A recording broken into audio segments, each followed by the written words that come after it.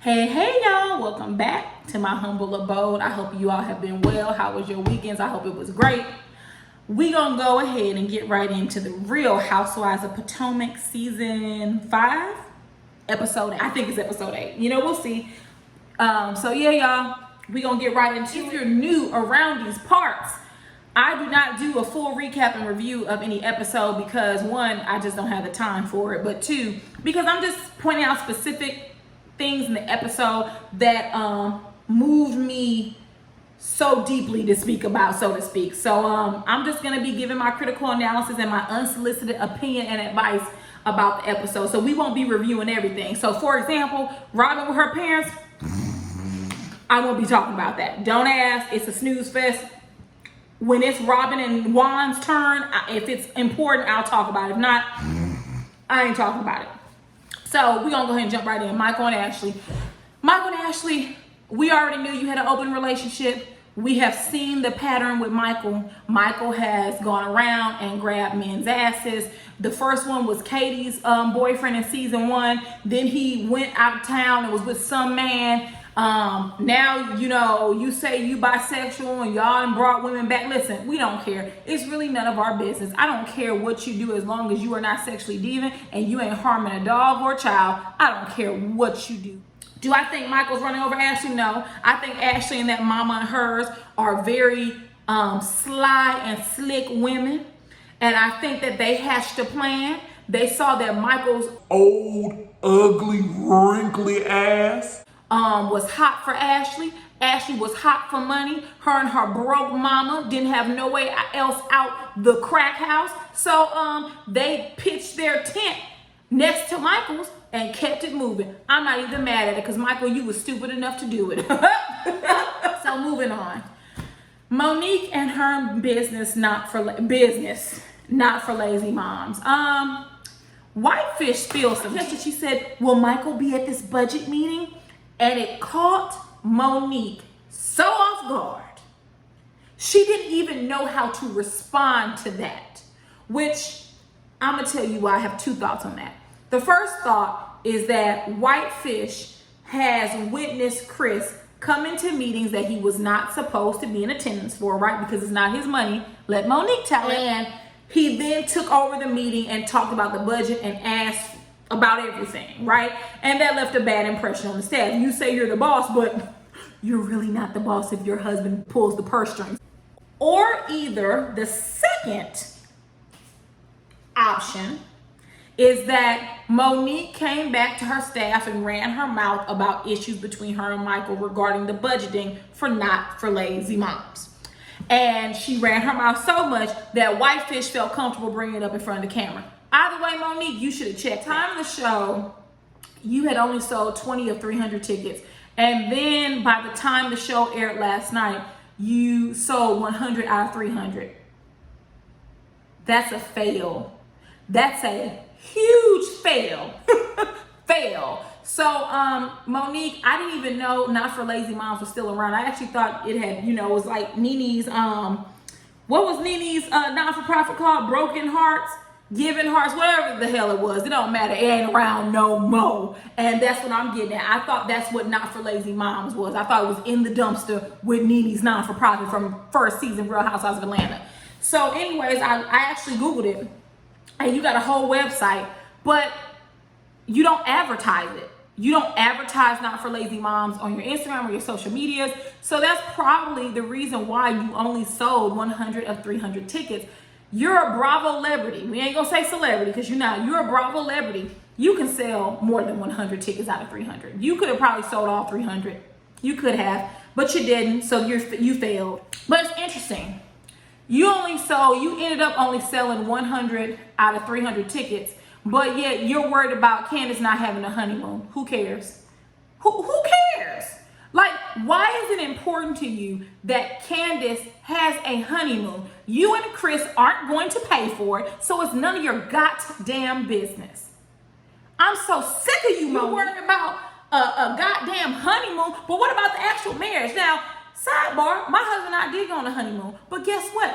That doesn't make a marriage because guess what? The real work starts the day you set foot back at home from your honeymoon, from your wedding. It really doesn't matter. I have friends that have had honeymoons, who have had lavish honeymoons. I have friends that have had just, regular honeymoons. I've had friends that didn't have honeymoons, right? I mean, like, it just seems like, Monique, you're an elitist at all things. You're an elitist when it comes to children and women who have children, which we'll get to that in a minute. You're an elitist when it comes to marriages and honeymoons. Girl, baby girl. It doesn't matter. You love to put on a show. You love to pretend. You pretend that you're a Christian. You pretend you're wholesome. You pretend that you don't curse. You love to pretend. You've been pretending since you stepped on the scene in your first season. You've been pretending. This is a pretend world that you built around you, and now the glass walls are breaking down. I just don't believe it. I'm not eating what you're setting down in front of me. I'm not picking down what you're putting on. Like, I'm not doing none of that. So that's just my opinion. But you could tell. And the fact that you said you think you put in 80,000, you talked to your accountant, you really did 200,000. Girl, throw this business in the trash. Moving on to the wine tasting. First, I gotta get into Miss Wendy. Wendy, you did that. That I don't even like Gucci. I am a Louis Vuitton girl, a Giuseppe girl, a Tiffany's girl. Oh my God, Chanel, YSL. Those are the brands that I love, right? But honey, that Gucci, I don't support Gucci. I don't. I mean, for obvious reasons. You guys know their racist history.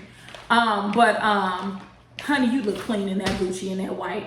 I could not do anything from head to toe. I admired it. Wendy, you's a bad chick. You looked real good in that Gucci and that white. Honey, bravo, Wendy. Bravo. Moving on to this wine tasting. So I don't want this video to be more than 20 minutes. I have a feeling it is, though. Listen, you all. The fight was stupid. It was silly. It obviously had nothing to do with what they were arguing about. As I said it earlier, Monique is mad at Giselle and Charisse. I have no clue why she's taking out on Candiace and not Giselle. Giselle was right there. She the one talking shit about you in her one-on-ones. That's the one you need to be putting hands on, if you ask me. But also, her and Chris have tension. And I think Monique is upset at all of that. Because, you got caught with your hand in the cookie jar. Because we all know that Chris is a he-man. He's a caveman. Oh, the video I put up the other day, I accidentally edited out the part where I was talking about the wine bottle. That pissed me off. It still pissed me off. He doesn't think any more of you than to get down on his knees in front of everyone else and demonstrate you performing fellatio. No, ma'am. Out of order. How the altercation occurred is that Ashley asked Candiace a question, asking basically where was Candiace and Monique's relationship. And that's what started everything. Candiace said something. I tried to make it out and I didn't fully, but she said something to the effect of, what did she say? Like, stuff happens and podcasts get canceled. I don't know. It's something stupid, something shady, which is fine. They all shade each other, so no big deal in my opinion. Monique then chimes in and they begin to talk to each other directly and separately, which that's a dangerous game. When you see two people talking to other people about each other in front of people, that's an escalating confrontation. And that's what this was, right? That's what this was. Monique, you're a classist and you're an elitist. You love to shame people. You told Candiace, well, she doesn't know about, I was tired, I wasn't asleep, because that's what made you angry. Candiace said you were asleep. Good night, she said you were asleep. And you let that get you to the point where you put hands on this woman. But before that, you said, I wasn't asleep, I was tired. See, you don't know because you don't have kids. Monique, I don't have children yet, right? I get tired because I work. I get tired because I'm involved in other things outside of my job. I have a husband. That's a relationship. I have 2 dogs that need caring for. You don't have to have children to be tired. And I'm not sure why you thought that was a jab. Once again, the honeymoon, the no kids conversation. So what? So what, Monique? But here's the problem.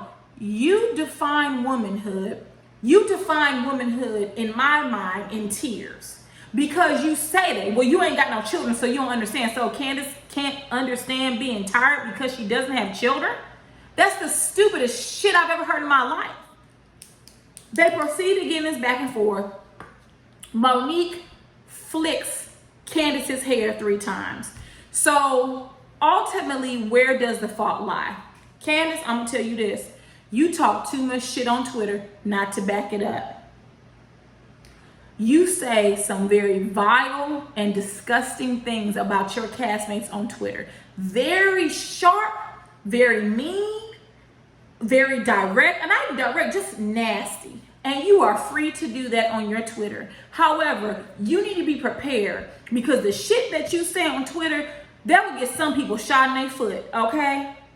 And you talk as if you got hands. The fact that Monique, who is this big, was able to take you out, honey, don't talk no more shit on Twitter. Keep them thumbs to yourself unless you can really fight, okay? I'm just saying, if you don't want to fight, don't invite.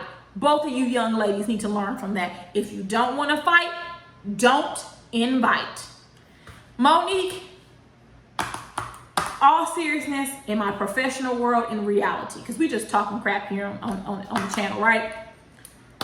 You can't put your hands on everyone just because they make you mad. You can't put your hands on everyone just because they invite you to a fight. Just because Candiace said, drag me, drag me, drag me, that doesn't mean you had to do it. You made a fully informed choice. You came there for a confrontation. And I think that you show up to every event with Candiace for a confrontation. I think that you are a very violent person. I think that you are emotionally and physically uncontrolled. And what I mean by that is you're emotionally, you lack emotional intelligence, because you were going to fight Candiace and you were pregnant. Not for lazy mom, Miss Christian, Miss Mom, Miss I'm not lazy. You were going to scrap a dap and you were pregnant last season. That lets me know that you ain't working with them all. You got a problem, Monique. You just like that goddamn Portia from Real Housewives of Atlanta. I like Portia. Well, not really. This ain't Real Housewives of Atlanta. But y'all got an issue. Whenever y'all get angry, you like to put your hands on people. And it's so interesting because both of y'all are well off. You ain't fighting for no food. You're not fighting for a job. You're not fighting just to live. You're a well-off woman living in Potomac, and all you got to do is put your hands on people? Girl, bye. Girl, bye. You're violent, and you don't have a problem with it. Because this ain't your first time that you done threatened someone and put your paws on someone. You need to get that under control, Monique. That ain't no good look. I'm not saying that there aren't times in life when we have to fight, but certainly drag me. Girl, you have to do more than that to me to get me to drag you for real. Like, I got a whole reputation. I'm not going to risk it for you and anyone else. And you up here fighting in a wine tasting because the girl told you to drag her. Girl, bye. You're pathetic. And Candiace, you're pathetic too, because here's the thing. If you gonna talk all that yim yam and flim flam and jim jam on Twitter, you better have yin and yam to back it up. Honey. Talking about she punched you on your head. Girl, so? And you didn't punch her back? And if you Google Monique and Candiace fight, Monique, I keep calling her Monique and Candiace fight on YouTube, you'll see the behind the scenes footage where literally she's jumping on, not jumping on top, but she's jumping and she raises her left hand up twice and it comes down, which lets me know that she punched her on top of the head twice. I think Monique is claiming that Candiace threw wine in her face. From the angle, I couldn't tell. What I could tell is that after the second hair flip that Monique did to Candiace, Candiace's right arm hit something. But I don't know if it threw a drink because I didn't see that. So, I mean, even if she did throw a drink at her, you were touching her hair. And you were it was a violent gesture. You guys were arguing. You shouldn't have been touching one. And I think that, Monique, you're wrong. And I think that whatever issues you got with your husband, you need to handle it with him, okay? Because this ain't Candiace's fault. This is Giselle and Sherese's fault. So here's the thing about that. If you gonna fight Candiace, then you need to square up and fight Giselle and Sherese, because they the one running around town telling your business, sis, and whatever other ex-best friend you need to have. If you don't have that energy from them three, Don't have it for Candiace. All right. Have a good night. See y'all later.